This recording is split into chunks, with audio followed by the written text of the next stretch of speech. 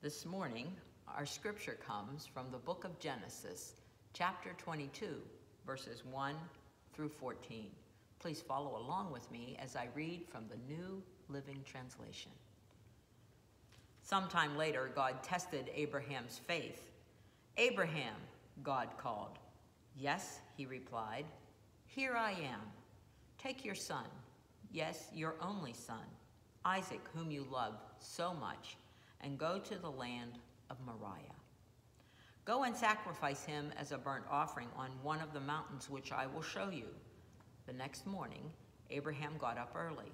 He saddled his donkey and took 2 of his servants along with his son, Isaac. Then he chopped wood for a fire for a burnt offering and set out for the place God had told him about. On the 3rd day of their journey, Abraham looked up and saw the place in the distance. "Stay here with the donkey," Abraham told his servants. "The boy and I will travel a little further. We will worship there, and then we will come right back." So Abraham placed the wood for the burnt offering on Isaac's shoulders, while he himself carried the fire and the knife. As the 2 of them walked on together, Isaac turned to Abraham and said, "Father." "Yes, my son," Abraham replied. "We have the fire, we have the knife, and the wood. But where is the sheep for the burnt offering?"